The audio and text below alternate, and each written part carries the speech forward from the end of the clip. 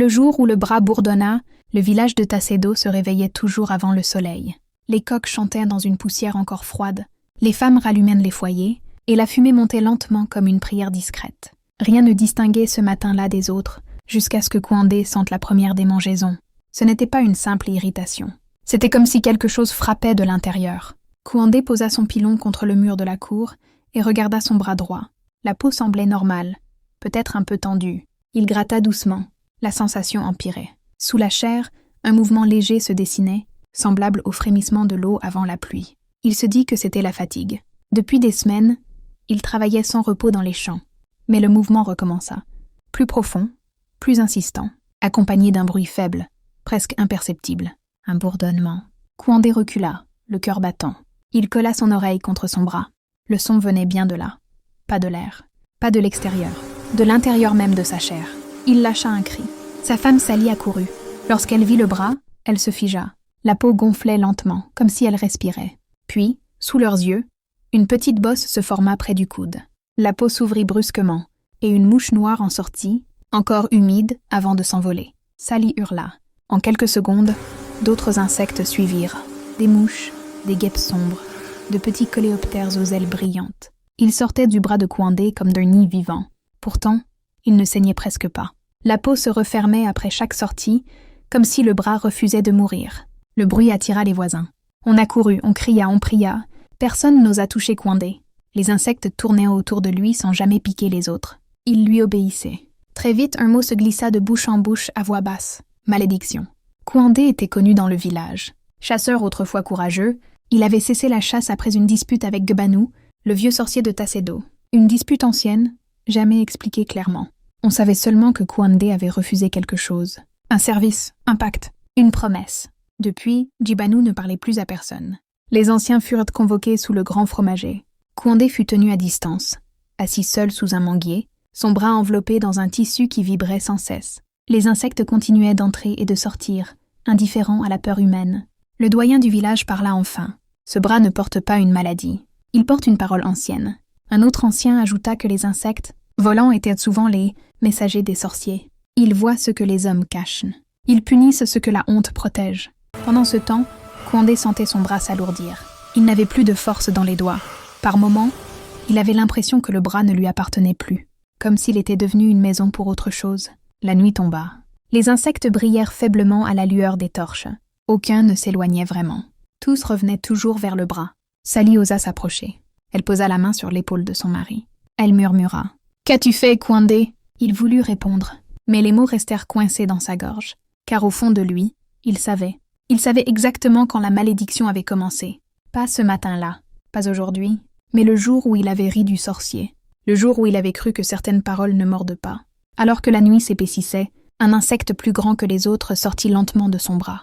Ses ailes vibraient comme un tambour funèbre. Tous les anciens se levèrent en même temps. Gebanou avait été réveillé, et la malédiction venait seulement de commencer. La dette du sorcier. La nuit pesa sur Tassedo comme un couvercle. Aucun chien n'aboya, aucun enfant ne pleura. Même les grillons semblaient avoir déserté le village. Seul le bourdonnement du bras de Kouandé persistait, régulier, obsédant, comme un tambour invisible. On l'installa dans la vieille case d'éveillé, à l'écart des autres habitations. Les anciens avaient décidé qu'il ne devait dormir ni avec sa famille, ni sous un arbre sacré. Son corps était devenu un passage, et personne ne voulait être sur le chemin de ce qui traversait. Kouandé resta assis toute la nuit. Chaque fois qu'il fermait les yeux, les insectes devenaient plus agités. Ils sortaient par dizaines, puis rentraient, comme s'ils respiraient à sa place. La douleur allait et venait. Par moments, il ne sentait plus son bras. À d'autres, il brûlait comme s'il avait été plongé dans le feu. À l'aube, les anciens revinrent. Le doyen posa une question simple, quitte à lier le bras. Kouandé baissa la tête. Il n'avait plus la force de mentir. Le nom sortit de sa bouche comme une pierre. Gebanou. Un murmure parcourut l'assemblée. Gebanou n'était pas un sorcier ordinaire. Il n'attaquait jamais sans raison. On disait qu'il punissait lentement, pour que la faute ait le temps de se reconnaître elle-même. Les anciens décidèrent d'envoyer une délégation au marécage. 3 hommes seulement. Pas plus, pas moins.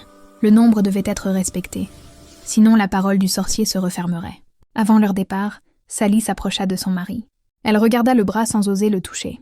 Des insectes plus gros y tournaient maintenant. Certains avaient des ailes transparentes, d'autres semblaient faits d'ombre. La délégation revint avant midi. Leurs visages étaient pâles. Le plus jeune tremblait encore. « Jibanu a parlé, dit le doyen. » Kouandé sentit son bras se raidir. « Le sorcier a dit que la malédiction est juste, que ton bras est devenu la maison de ce que tu as laissé dans la forêt, que les insectes sont les témoins de ton abandon. Il a dit aussi que le sort n'ira pas plus loin aujourd'hui. Mais demain, les insectes ne se contenteront plus de voler. » À ces mots, une douleur aiguë traversa le bras de Kouandé. Il cria. Les insectes s'agitèrent violemment. Pour la première fois, l'un d'eux le piqua. Le venin brûla comme une braise. Sali recula, en larmes. Le doyen poursuivit. « Jibanu exige une rencontre. Pas ici, pas au marécage, dans la forêt sacrée, à l'endroit même où tu l'as abandonné. » Kouandé hocha la tête. Il savait que refuser équivalait à mourir lentement. Cette nuit-là, il ne dormit pas.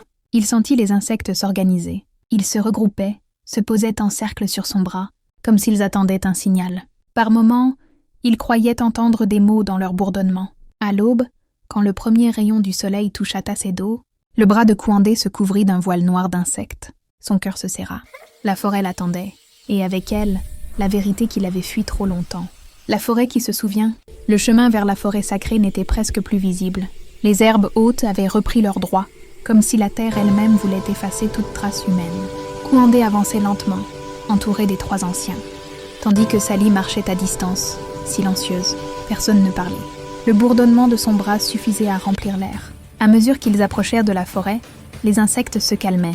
Ils se posaient les uns après les autres sur la peau de Kouandé, couvrant son bras comme une seconde chair vivante. Leur poids était réel. Ils sentaient chaque patte, chaque battement d'aile, chaque souffle minuscule.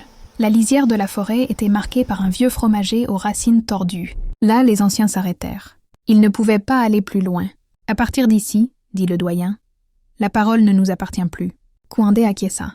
Il entra seul. L'air changea immédiatement. Plus frais. Plus dense. Les arbres semblaient se rapprocher, pencher leurs cimes pour observer. Les insectes de son bras se mirent à vibrer doucement, comme s'ils reconnaissaient le lieu. Le sol était couvert de feuilles anciennes, humides, et chaque pas produisait un bruit étouffé. Il arriva enfin à la clairière. Le cercle de pierre était toujours là.